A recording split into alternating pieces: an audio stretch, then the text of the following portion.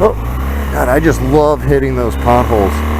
And that was like a bad one too, because I like cut the gas while I was doing it. Don't do that either. Don't cut the gas while you're about to go over a pothole. Give it more gas. Ride that pothole. Fucking own that pothole. Fucking murder that pothole. Hello everybody. What? Here I am. What's the temperature? 52 degrees. It's kind of chilly. I got the heated grips rolling. My hands are nice and warm. But I don't know if you've noticed, it's really windy. I mean, it is super windy.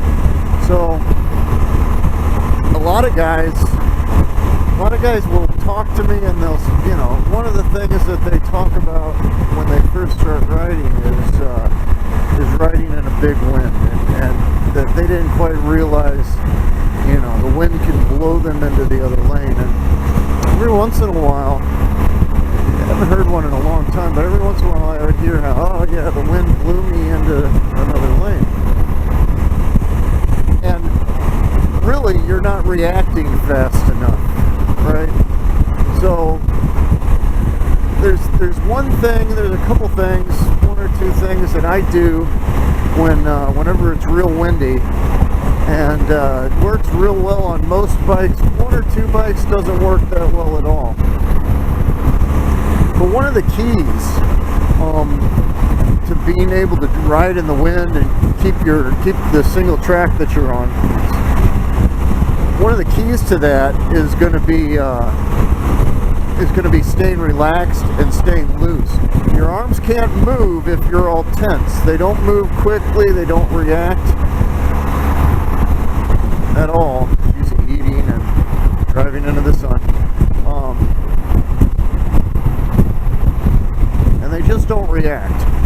So you got to stay loose. And one of the ways that, you know, you just kind of do a little chicken thing with your elbows, loosen your grip up, and just react. Remember that your line and your turn hasn't changed, just kind of your lean angle or the force that you have to hit that turn with, right? So if you're riding in the wind and you're starting to be in a turn, right? If I'm getting hit with a gust from the right side, I'm replying by pushing on the right grip, just kind of fast. Just not too much, but I'm just trying to keep the track that I'm in, and your input just becomes weird. But the other thing that I do is I kind of grab the tank with my knees. Normally, my knees are never touching the tank. I don't know. Maybe I should read a book, find out what would be a good idea, but. You know, that actually helps me to relax my upper body if I'm kind of grabbing that tank. And then no matter where the bike is pushed, if it's pushed to the left or pushed to the right, I feel that better. I'm more connected to the bike than the bike just kind of shifting without me knowing that. And I mean, if you're on a sport bike, you should already know about grabbing the tank with your knees. But some guys don't do that. Some guys don't know to do that. And I don't know. Is this going to be worth anything? But that's it. And it's just reacting fast. It's just reacting fast. Keeping everything as smooth as possible, obviously, but reacting to it when it happens and making it just something that you do as a reflex.